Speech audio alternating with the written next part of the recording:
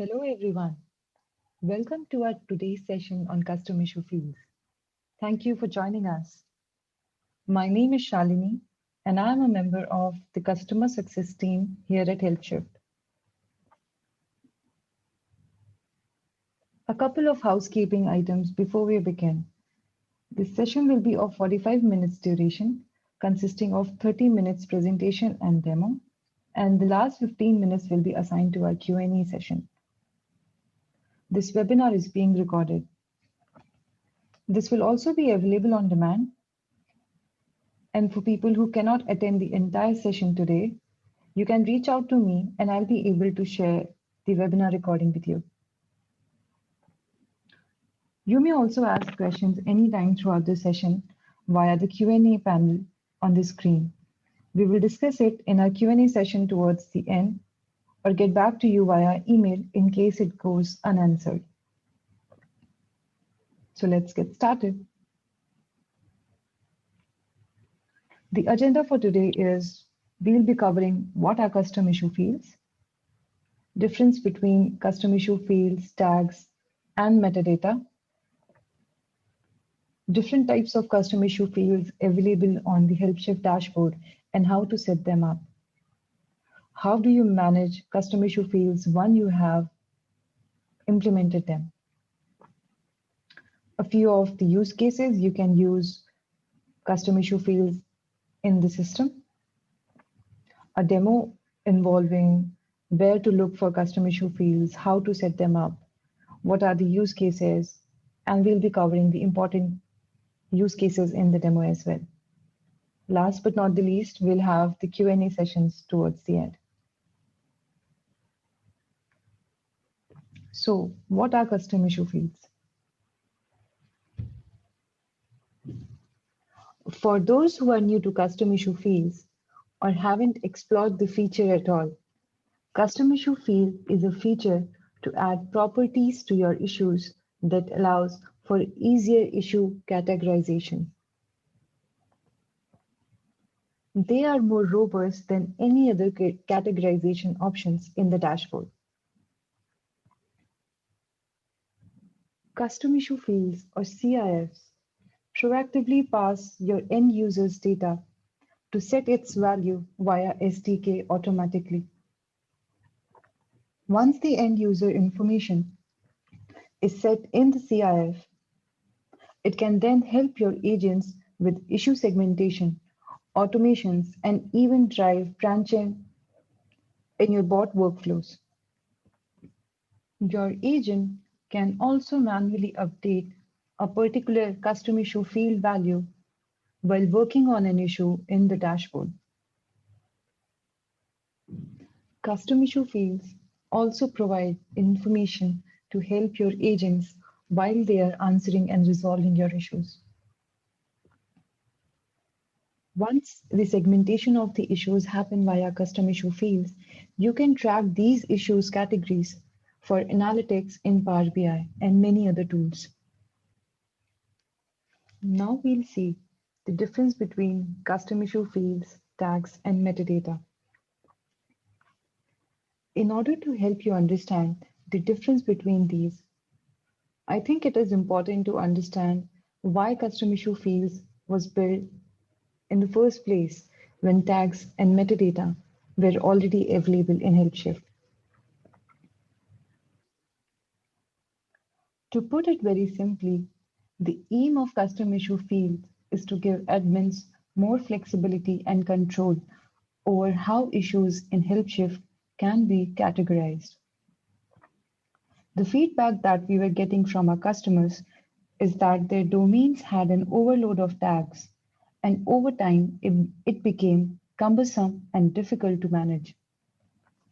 Not just admins, agents were also responsible for remembering all these tags.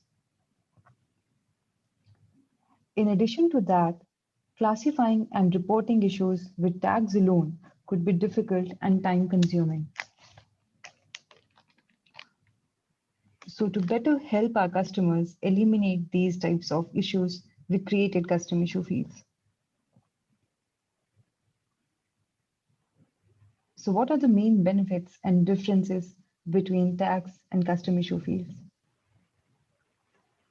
At high level, as admins, you will find much more control in managing your agent workflows like automations, routing, bots, queues, and even smart views.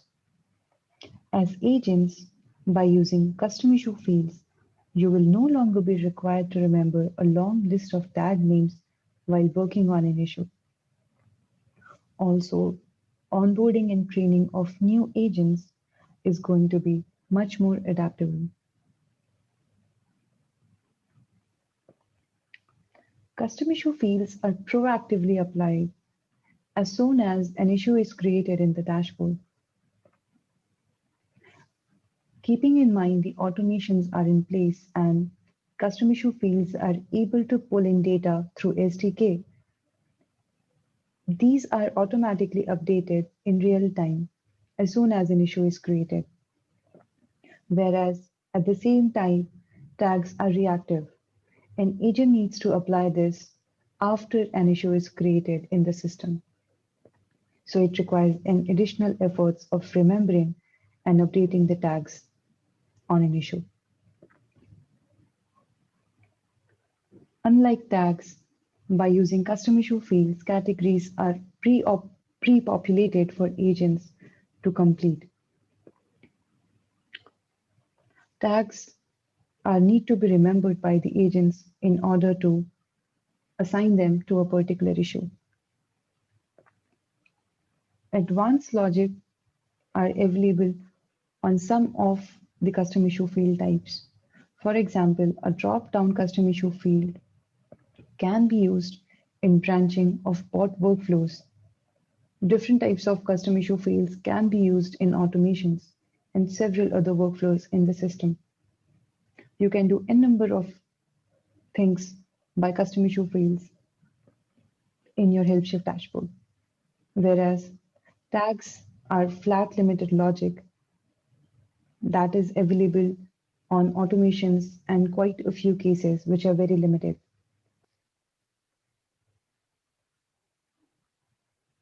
Creating custom reports in Power BI will become much simpler with custom issue fields. You can also group like or similar values information together and use them in Power BI. Talking at a higher level, you can use Power BI to display your custom issue fields data in a number of ways. To talk about a few, you can use custom issue fields in a visual or a chart. You can use these values as a data filter or a data slicer in different reports in Power BI. Now talking about how metadata are different from custom issue fields and tags.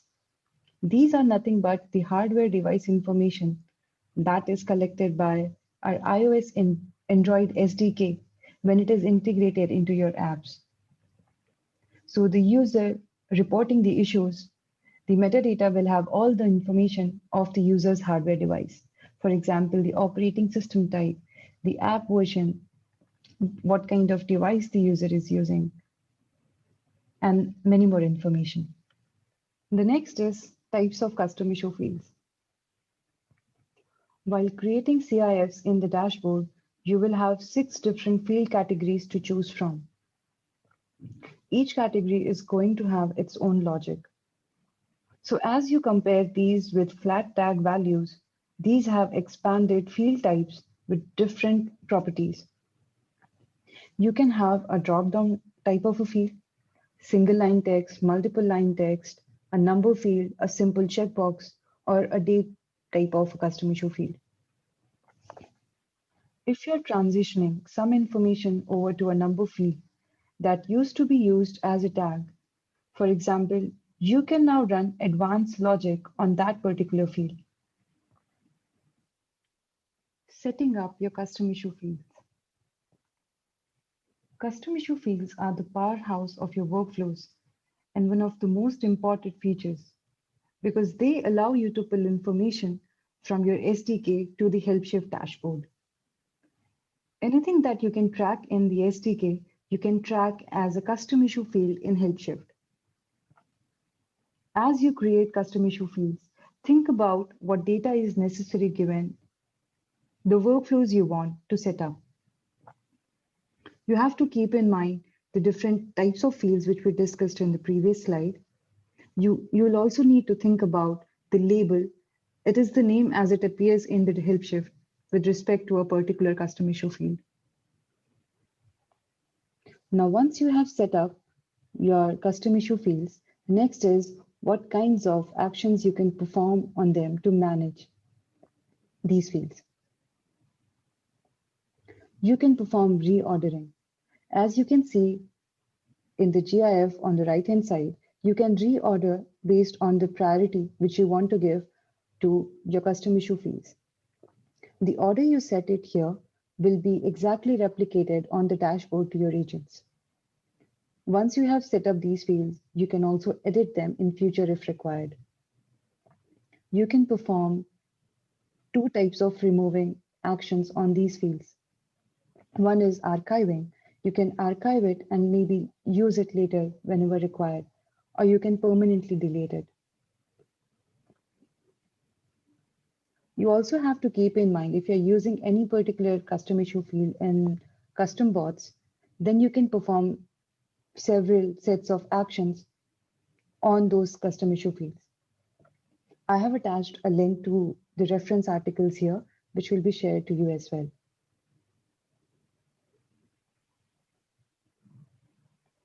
Talking about the use cases around custom issue fields. As we have discussed most of the cases in the webinar already, here are a few cases again. You can use these with automations, setting up your automations, running them along with queues, along with several other components on the dashboard. You can use custom issue fields in branching your bot workflows, specifically in custom bots. You can use custom issue fields with Power BI to populate your data in forms of charts and graphs for analytics purpose. You can use custom issue fields with your smart views and setting up your queues automation.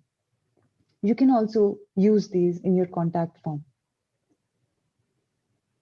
Here is a screenshot of using custom issue fields in a custom bots. So based on the user input on the options given here, custom issue fields is automatically updated, and based on the custom issue field value, the next branch or the next flow of the bot kicks into picture. This is just an example, and there can be a number of use cases around using custom issue fields in your bots workflows. Similarly, you can use custom issue fields in automations and smart views and queues. Here are a screenshot of a few. We will also be covering a few cases in the demo, which is coming up ahead.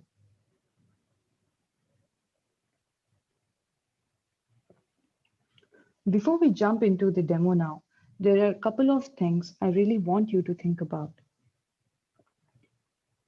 What end user information you already are collecting today? How much of it you can use it and make it actionable? What pieces of custom data would be more valuable to your agents if they were presented in a certain way? You can define your goals. You can keep in mind what custom issue fields you want to keep, you want to improve your workloads for, and routing especially. And maybe you can use these fields in terms of analytics and reporting improvements. Once you have these informations in place, it becomes easy to design your custom issue fields and workflows in the system and get it going. Now let's get started with the demo section of our presentation. I'm happy to call out my colleague Nicola, who will be walking you through the demo consisting of creating custom issue fields, editing them, and a few use cases around bots and automation. Over to Nicola. Here you can see the familiar agent dashboard where agents can view all incoming issues. If we click on an issue here, you can see that at the top tab, that custom issue fields, is listed as the second one here. And this is where you're able to update any of the custom issue fields as well as just view them for your agents.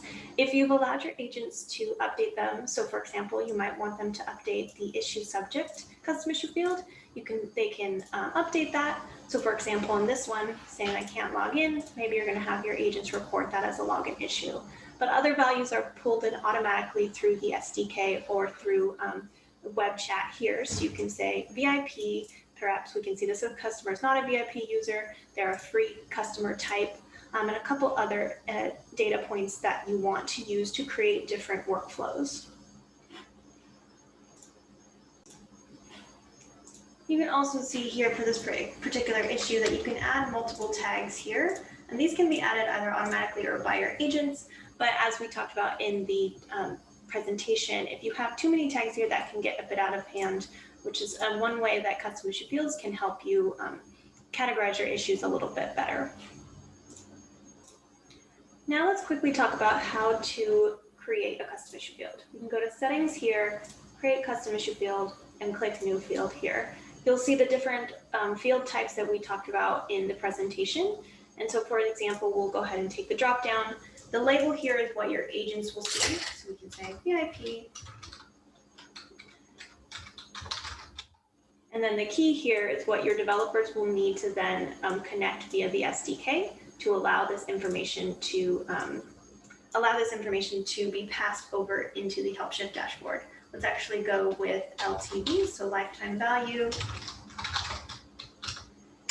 And for example, we're going to do less than $100. Maybe we're going to do less than $200. And then we'll have another one here that's anything greater than $200. And so this information can then be populated directly into the HelpShift dashboard.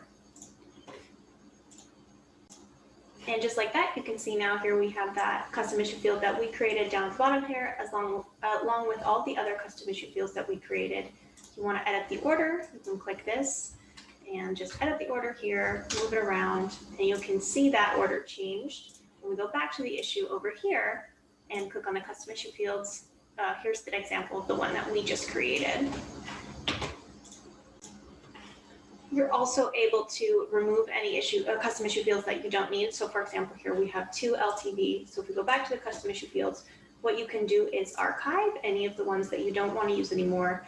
That won't fully delete them, but what it'll do is make it not visible on the agent side of things and not usable in the automations moving forward. You can also, once they're archived though, delete them as well. So for example, we'll archive this one, archive it, and now you'll see there's an archive tab up here, and the LTV one that we just archived is there. Now, if we go back to the active ones, you'll see here that this is editable by agents. So it's easy to tell which custom issue field your agents can edit. Next, we'll be discussing some use cases around using custom issue fields in automations. So automations allow you to put your workflows all into action, and you can base custom issue fields on those. So I have a couple of examples here that I've started to create using the VIP custom issue field. So let's take this example here for non-VIP customers and sending them to a particular bot. So we can see here, if the platform is one of these, so we want to restrict this to messaging only, and then we're going to search for that custom issue field. Now that we have it here, you can say if VIP is false, since these are non-VIP customers, we're going to send them a quick reply that says that the bot will help them out, and then they'll get followed up by an agent. And now we're going to assign it here. If we want to show you what that looks like, we can do add action, assign to a member of bot, and now we're going to go here to the non-VIP user bot. Save changes, and now we're going to enable that one here, and it can be used for future issues. Now, if we take another example similar to this one, we're going to create a different automation for the VIP users.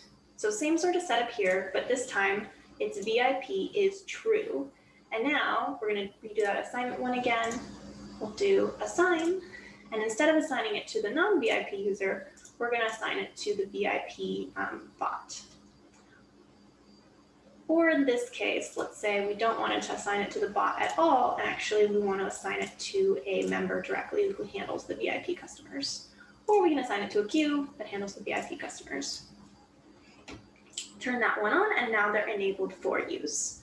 So now on my phone, separately, I'm going to submit an issue. I'm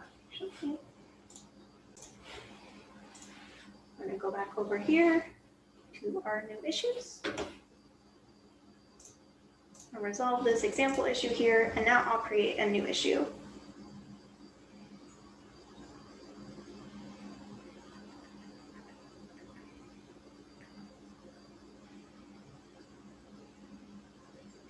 Okay, so now we can see this new issue here that I've created. And we'll see all of the custom issue bids available here. Now, this example is a non-VIP customer. So based on the automation that we created, they were sent to the non-VIP bot. So you can see that action here in the logs. All of this information is pulled in initially, and we're saying the automation here of demo, send non-VIP customer to bot, both sent this message here and then assigned this particular issue to that bot. And now we see the bot interacting with the customer. Next, let's take a look at custom issue fields in a bot flow. So we're going to go over here, and we're going to use this example that I've created, the bottom here, of VIP branching. So as we talked about in the previous presentation with Shalini, we can create VIP branching directly in the demo, in the bot flow. So what that looks like here is we create a bot step that specifically is branching based on custom issue fields. Then we can create different rules based on our custom issue fields here. So in this case, we're going to branch on VIP. So we set the rules to VIP equals true, and that being VIP is true, and then another one, VIP false, VIP is false. And so we can make any changes there. Now you can see the difference in workflow. So for example, for the VIP true customers, maybe with our VIP customers, we don't want them to continue on to a different bot. Rather, we want them sent directly to a VIP agent.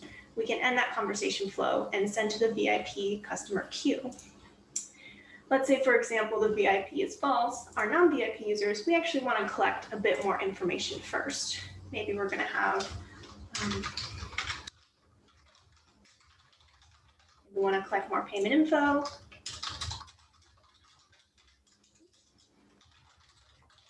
What is your account number as an example? We're going to have the number here and save it. And now you can see the flow is different. For the no match one, we won't have this ever as a real example. So we're just going to go ahead and send it to that same one. And now from here, then we can decide further branching what we want to happen to the non-VIP customers. And what that looks like here, we'll go ahead and end the conversation flow and maybe say, okay, in 24 hours, this is a non-VIP customer. So we're going to go ahead and say that they are not going to be prioritized, and it's going to take up to 24 hours to get them a response.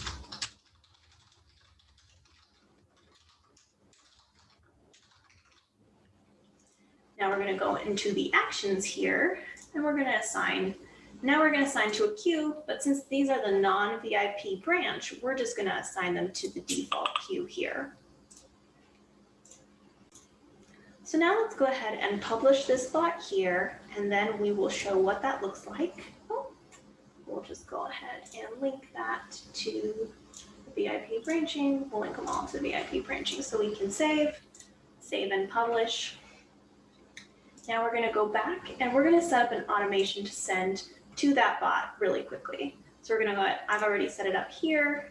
Now we're going to go ahead and send this to the, the VIP branching bot. And now we're going to save those changes. Turn that on. Now let's see it in action. So I've now submitted a test example here, a test issue here, and we can take a look at the I need help with payment. So if we go to the custom issue field, you can see it is a non-VIP customer. So in that example, it's going to go to the specific branching in the demo, the bot here. So we can see again, looking at the logs, because it's a non-VIP customer and it triggered the automation, then it was sent to this VIP branching bot. So now as a customer on my phone, I'm going to click the example that I need a refund. And we're going to see here that I'm asking now for the account number. Now, if we take a look back at the bots over here, we can see that that is the exact workflow that we set up. There it is.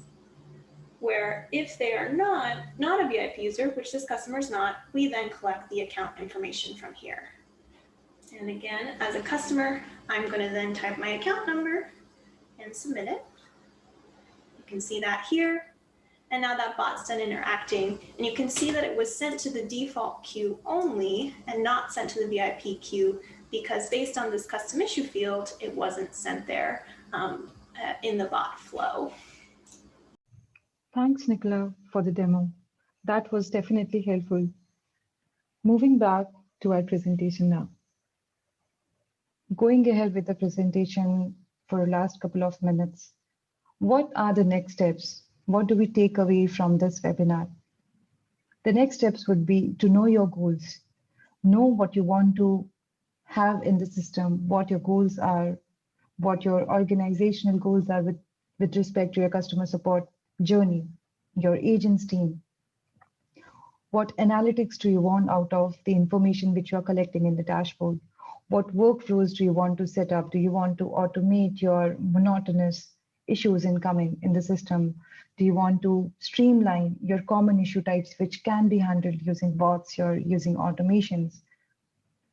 What about routing? What are you currently doing in terms of routing your issues, segmentations? Do you have a clear-cut picture of what issues are being handled, being segmented? And once they are being segmented, you have the information with you, then you can have and use it in a number of ways.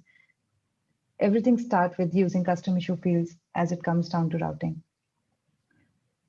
You should definitely talk to your developer. They would definitely know what sorts of data they are capturing in the SDK so that you can use and leverage the data in HelpShift, whether it is related to updating your custom issue fields, your tags, or any other thing, it can be handled. So definitely developers can be leveraged here in order to understand what all things are getting automatically captured. So your work or your agent's work are definitely reduced. You can visit our knowledge base. So all the information which I have talked about today and n number of best practices, the informations across HelpShift is available in our knowledge base. So you can definitely leverage onto that and keep yourself informed of all the different features, all the use cases around custom issue fields, the automations, the bots, and so on through knowledge base link. You can definitely reach out to your customer success manager or the success team at success@helpshift.com for assistance. We are here to help you out in terms of all the feature queries, all the adoptions which you want to do. And we have numerous knowledge about improving your system efficiency and all, as long as it is associated with HelpShift. Any queries you have, feel free to drop us an email or reach out to the success team directly on this email ID, and we'll be more than happy to help you. Let's begin our Q&A session now.